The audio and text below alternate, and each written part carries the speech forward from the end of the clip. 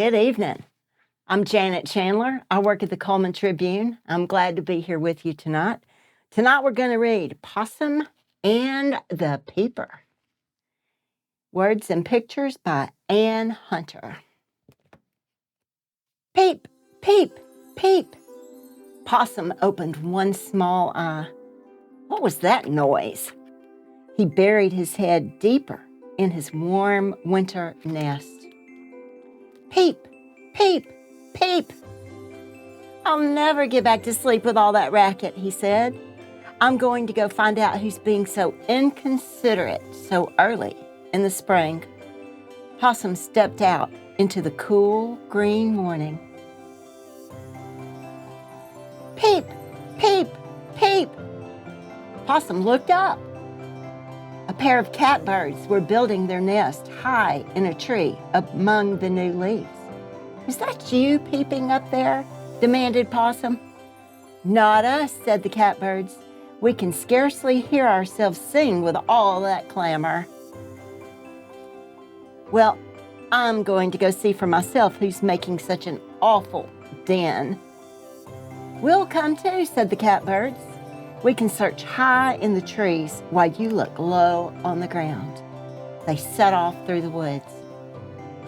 Possum stopped to sniff the trout lilies blooming along the path. Peep, peep, peep. They followed the noise up a hill. At the crest of the hill stood a bear, blinking blearily outside his cave. Who woke me from my warm winter sleep? He snarled, showing his long white teeth. Was it you spying at Possum? No, said Possum, but we are on our way to find out who it was. I had better come along then, growled the bear. You may need someone of my size when you find this fella. They continued over the hill, the catbirds flying overhead, the bear grumbling along behind. The spring sun shone down warm on their feathers and fur. Peep, peep, peep. The sound was getting louder and louder. They came down to a marsh where they saw a muskrat spring cleaning his house. Excuse us, shouted Possum. Have you been peeping? What? Yelled the muskrat. I can't hear you over all the noise. Well, we're on our way to put a stop to it once for all, said the bear. If you could show us the way through this swamp. They pressed on, following the muskrat, peering between new green shoots and into dark pools.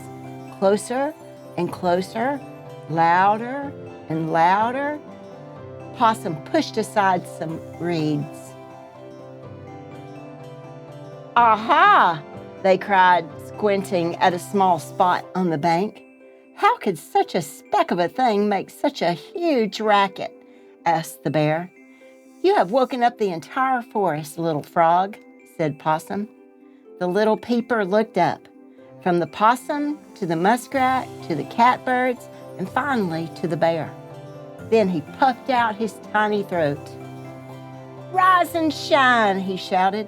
Shake a leg. Build your nest and clean your burrows. It's spring, it's spring, it's spring.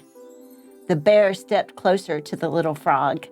I, he growled, don't like to be awakened so early in the year, especially, he added, by a frog.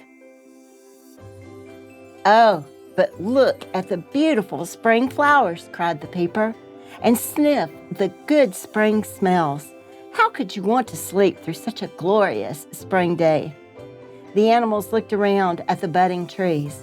They smelled the blooming flowers and felt the warm sun shining.